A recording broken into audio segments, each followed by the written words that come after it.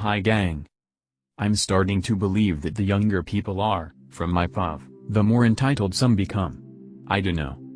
Backstory.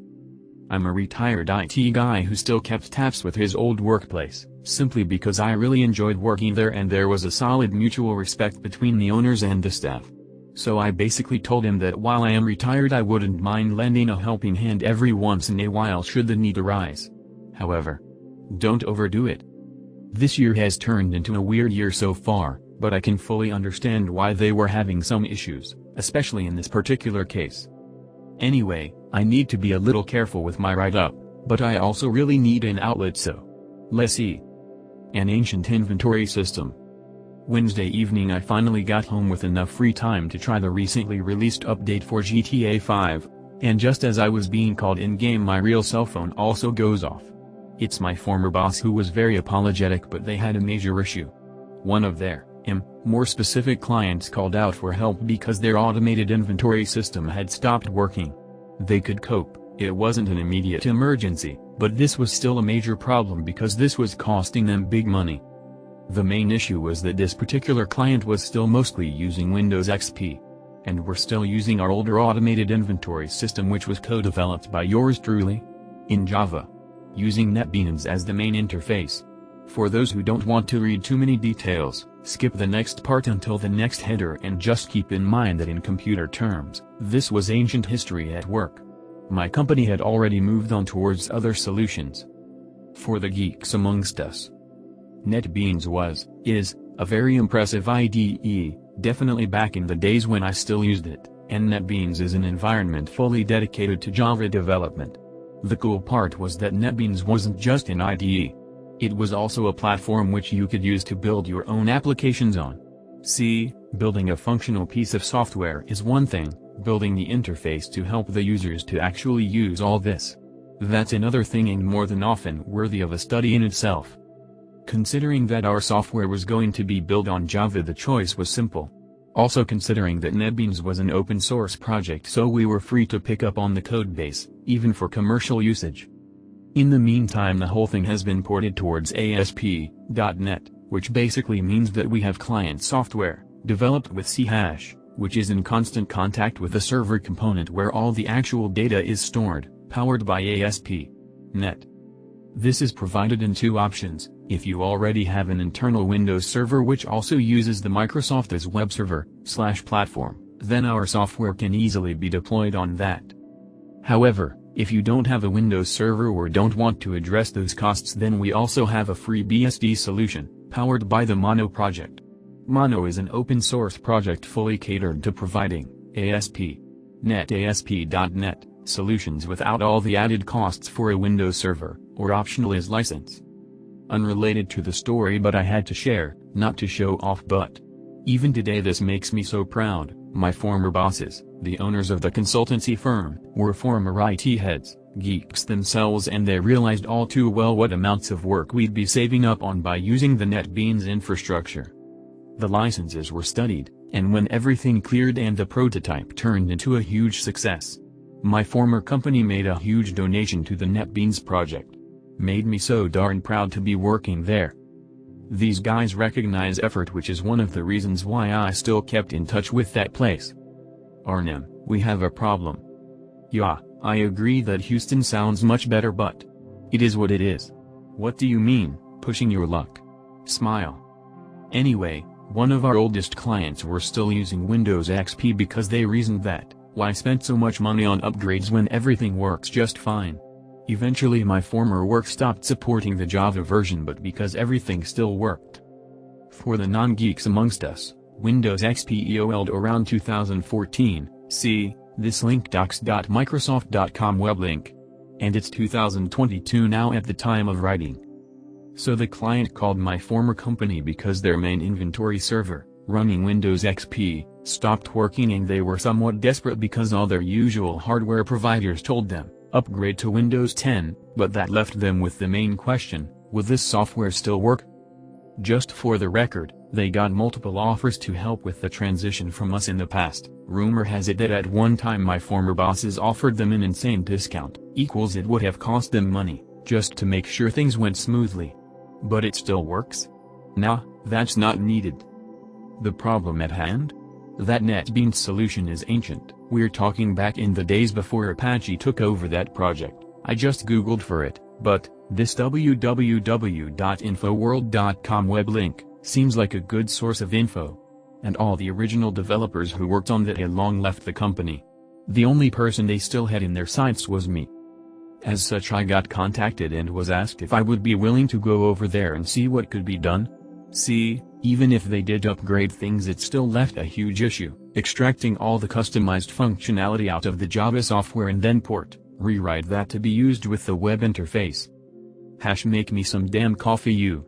Nope. So today, Friday, time of writing, I dress up in a suit and head over there to see what I can do to identify and maybe fix the problem.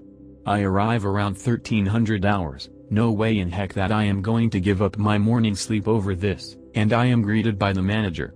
We talk a bit about the whole situation and he explains to me that the main issue is that the XP server doesn't seem capable to contact anything else on the network anymore. I get to work and see that the computer itself is still working, but it would seem that the network card has finally given out. This is a bit of an issue because modern cards don't provide Windows XP support, nor would they even fit anymore. The good part, however, is that we can still extract data from all this, and while I am looking over the small office, an idea dawns on me. Because I still had some more researching work to do, I figured I'd put in my earbuds and ask Bixby, Samsung's personal digital assistant on my phone, to call my office, all the while making sure that I had my phone on full display out in the open so that it would be obvious to anyone that I was on call, and not going insane talking to myself. Smile. It got even a bit funny when one of the friendly secretaries asked me if I wanted something to drink. So then I had to back switch a bit and try not to laugh when my colleague asked me in the background to tell her that he wouldn't mind a coffee himself. My plan was simple: extract all the customized macros we had made, and then maybe we could port all that onto one of our company servers, allowing the client to use the whole platform through a web interface. The main concern would be to move the database, but we've been using PostgreSQL from the get-go, so I didn't see much issues there, leaving only the translation of the macros and some custom Java code towards C#. Sure, this would involve costs, but maybe we could sell this idea by allowing more people to access the interface. In the current situation, this was limited, a strict client-server setup. So here I was, in front of a somewhat disassembled computer, earbuds in and talking back and forth while my phone was lying on the table next to me. Context: I am the only one wearing a suit around here, and I cannot help be certain that this is what started the whole thing.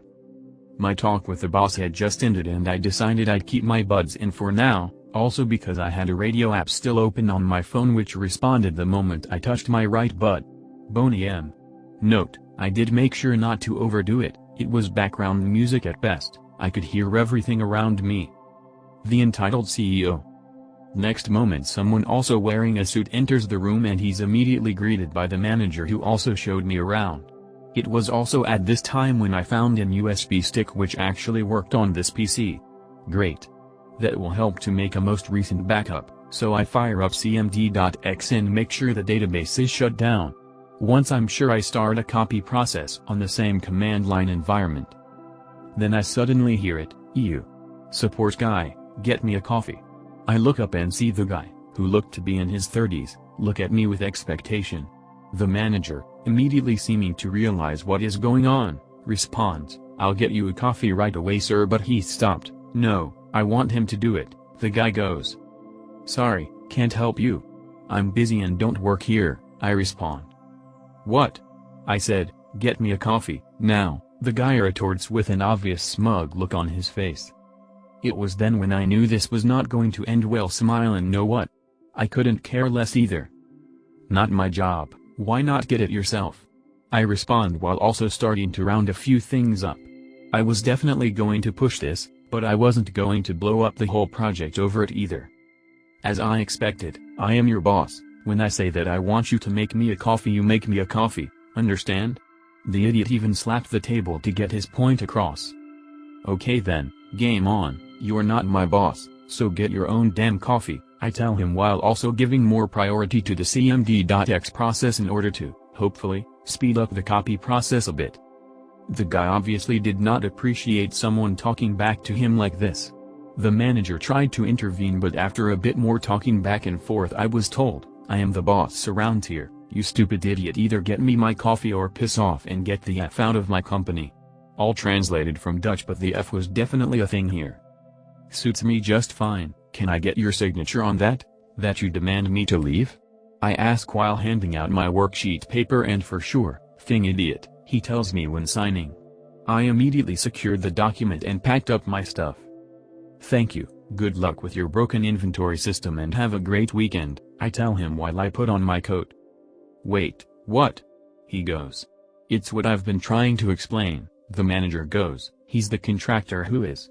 Less than at this time I make my way towards the elevator greater than Commonwealth, was fixing our inventory system.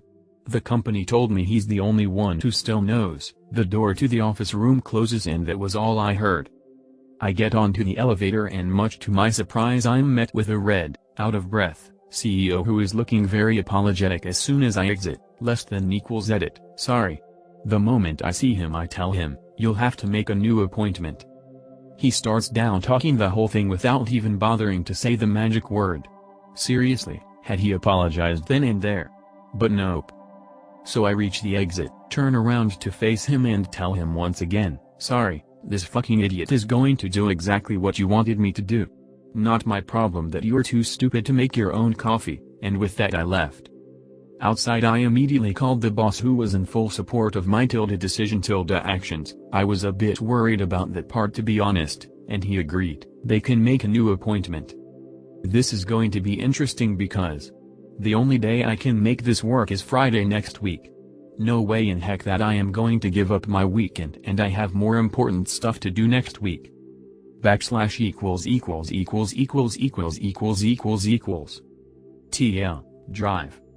My former workplace asks for help. A client who uses our majorly outdated software on Windows XP has an issue. I'm the only one they have who still knows that software from first hand. I was one of the founding programmers. I go over there, take the PC apart, find the cause of the issue and come up with a possible solution. Some guy in a suit walks up to me and demands I make him a coffee. I refuse. Bickering back and forth, now I'm told to get him a coffee or get out of his company. I ask him to sign off on that, he does, and I take off. After taking the elevator, from the 6th floor, I'm met with an out-of-breath bully who tells me it was all a misunderstanding. I tell him, make a new appointment. I leave and call the boss, who fully has my back. Gonna be funny because the only day I can make this is Friday next week. Question for you lot, assuming someone is interested. This is still an ongoing situation. What would be the best way to provide updates, assuming there are some? An edit or a new post ? Asked and answered, thanks you guys, a new post with reference to this one it'll be. Also important, thank you guys so much for the rewards. I really appreciate it, and to be fully honest wasn't expecting that, really happy to learn that you lot enjoyed this one. We now return to our regular thank you, lol. Thanks for reading, hope you enjoyed. Small update : due to many suggestions and popular requests, this story has now also been shared on MC, though slightly edited. The update story will be an idle exclusive though, seems only fair. And #X200B. Thanks again for the suggestions, and all your support.